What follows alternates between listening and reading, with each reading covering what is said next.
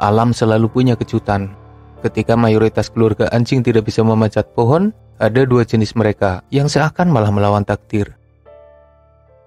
Anjing rakun adalah hewan unik dengan penampilan yang mirip rakun dan kehidupan yang lumayan berbeda dari kerabatnya. Tapi mereka adalah anjing dan kekerabatannya lebih dekat dengan rupa. Anjing rakun jadi satu-satunya anjing yang diketahui melakukan hibernasi. Mereka adalah perenang yang hebat. Mereka omnivora yang lebih aktif di malam hari, dan mereka adalah pemanjat yang handal.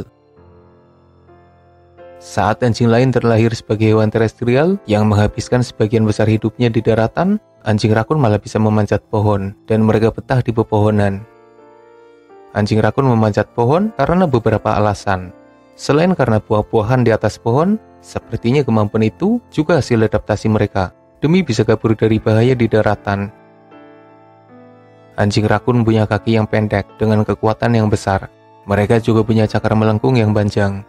Telapaknya lebih fleksibel jika dibandingkan dengan anjing lainnya, dan mereka tidak takut dengan ketinggian. Kelebihannya itu membuatnya bisa memanjat pohon. Saat ini ada 4 subspesies anjing rakun yang tersebar di Asia Timur, bahkan hingga Eropa, yaitu anjing rakun Cina, anjing rakun Korea, anjing rakun Yunan, dan anjing rakun Ussuri. Sementara anjing rakun Jepang atau Tanuki dianggap sebagai spesies mandiri karena adanya perbedaan yang jelas pada bagian tengkorak serta ukuran giginya. Tapi, anjing rakun Jepang juga diketahui bisa memanjat dan punya kemampuan serupa dengan anjing rakun biasa. Dengan kemampuan uniknya itu, seharusnya anjing rakun jadi sosok yang dispesialkan. Tapi sayangnya, mereka sendiri malah menghadapi banyak tekanan dari manusia. Anjing rakun adalah spesies invasif di wilayah Eropa. Mereka sering jadi korban tabrak lari di jalan raya. Hewan ini juga disiksa demi bulunya. Dari laporan yang ada, beberapa orang memperlakukan mereka dengan sangat buruk. Saat diambil bulunya, mereka disiksa dalam kondisi masih hidup. Itu adalah penyiksaan yang mengerikan.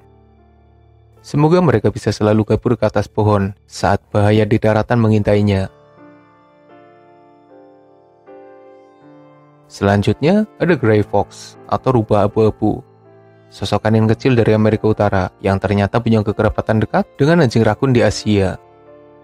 Gray Fox juga punya kemampuan memanjat, bahkan kemampuannya bisa dibilang lebih hebat jika dibandingkan dengan anjing rakun. Mereka lebih energik ketika memanjat pohon, memakai kelebihannya untuk berburu mangsa di pepohonan. Mereka juga bisa menjangkau pucuk pohon.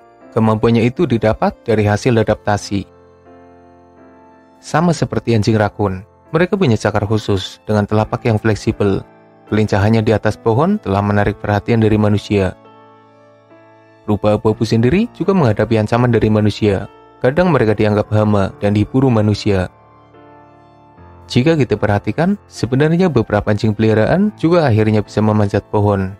Beberapa keluarga anjing lainnya juga kadang memanjat pohon, tapi kemampuannya masih terbatas.